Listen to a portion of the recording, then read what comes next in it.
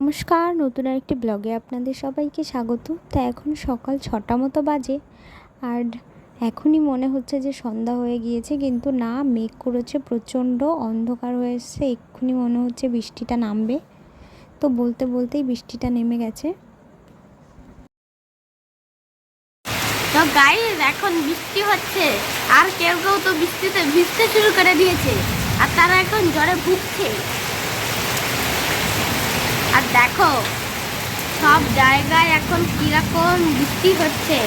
আর দেখো, আমার ঠাম্মির গাছটা তো কিরকম পুরো হেলে পড়ে গেছে, স্থলবদ্ধ গাছ।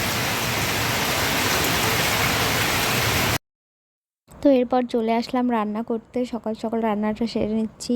বাড়িতে দল আসবে। দল বলতে আমাদের মতুয়া সম্প্রদায়ে যে ঠাকুরনগরের বড় সেই মেলা হয়, তো ওখান থেকে ঘুরে এসে প্রত্যেক বাড়ি বাড়িতে এই যে যায়, আর তাদের চরণ ধোয়ানো হয়। তো এটা আমাদের মতুয়া সম্প্রদায়ের সবথেকে বড় উৎসব। এই যে, তো সবাই মিলে খুব আনন্দ করছে।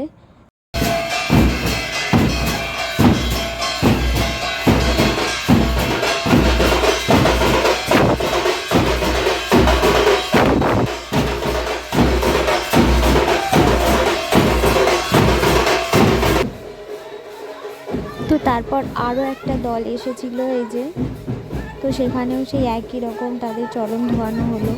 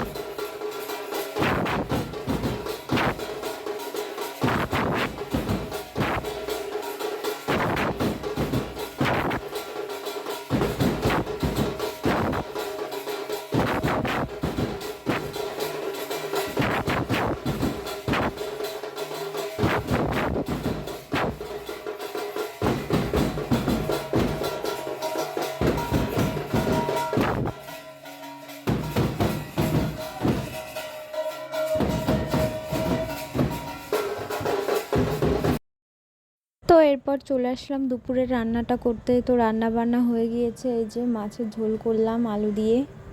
তো তারপর খাওয়া দাওয়াটা সেরে নিলাম, রেস্ট করব একটু। তো বিকালে একটা জায়গা যাওয়ার আছে, তো আবার পরে দেখা হচ্ছে।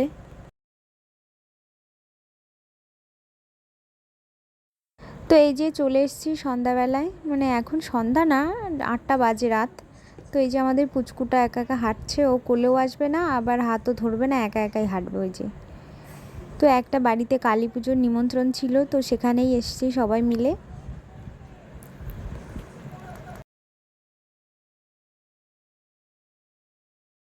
এই যে এখনও পুজো শুরু হয়নি, সব গোছানো গাছানো হচ্ছে। আর এই যে ঠাকুরমশাই চলে এসছেন, আর এদিকে এই যে ফল ফল কাটা হচ্ছে, সব ভোগ সাজানো হচ্ছে।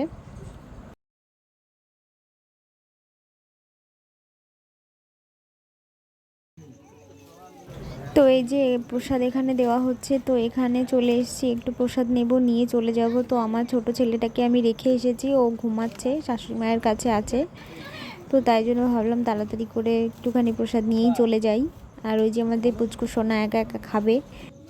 ভিডিওটা কেমন লাগলো কমেন্টে অবশ্যই জানাবেন। আর আজকের ভিডিওটা এখানেই শেষ করছি, দেখা হচ্ছে পরের ভিডিওতে। ততক্ষণ ভালো থাকুন, সুস্থ থাকুন।